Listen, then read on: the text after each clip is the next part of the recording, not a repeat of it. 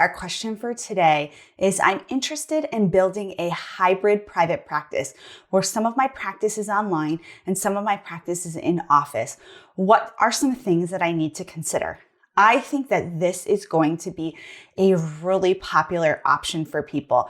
I think this pandemic has forced us to really amp up our online practice. We've mostly all transitioned over to online.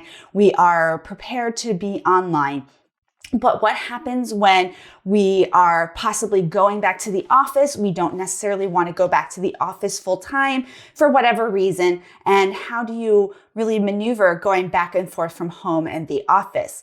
I was already thinking about like some of my supplies, like my lighting, right?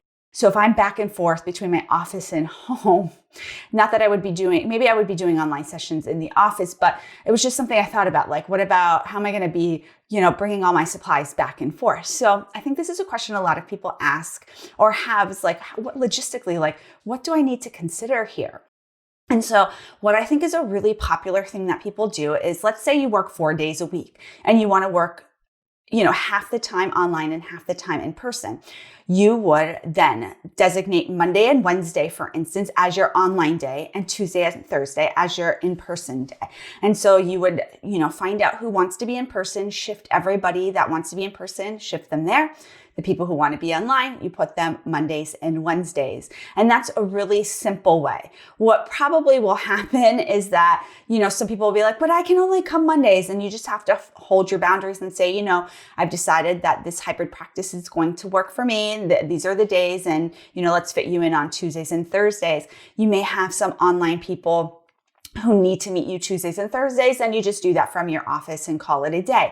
You just want to make sure that you have all of your policies and procedures, done to indicate that you offer both online and in-person sessions, and that anybody that does online, that moving forward when maybe the pandemic is over and we're back to, sort of like normal, that they're still signing all the paperwork, they're understanding the limitations of online therapy, or not even limitations, but just, the informed consent of online therapy.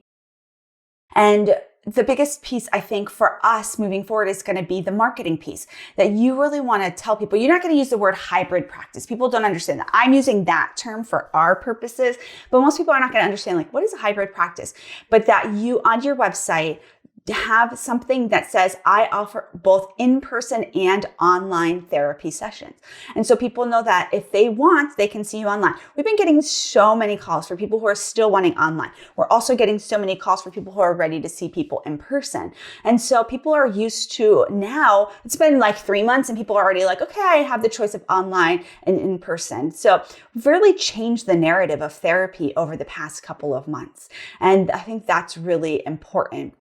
So I want to take a moment to thank our sponsor, TherapyNotes. If you're looking for an electronic health record that's really full service, that will help you really run your hybrid practice both in person and online. You can have your portal there. People sign right in. They meet you right on your online portal. It's really seamless. You send the paperwork. You can bill from there. You can do that both in office and in person and online. In office and in person is the same thing. I want you to check out TherapyNotes if you're looking for an electronic health record. So again, I want you to take a look at your business plan. It's going to be what I'm going to push, and really look at what works for me. What do I want for my practice? In person, online. How can I make this work? And how can I have my marketing, all of my systems, all of my materials really indicate that I offer this hybrid practice? And I believe that you can build a smart practice doing the hybrid model. Okay, everybody, I'm here most days answering your questions at 3 p.m. Live with Amanda. See you soon.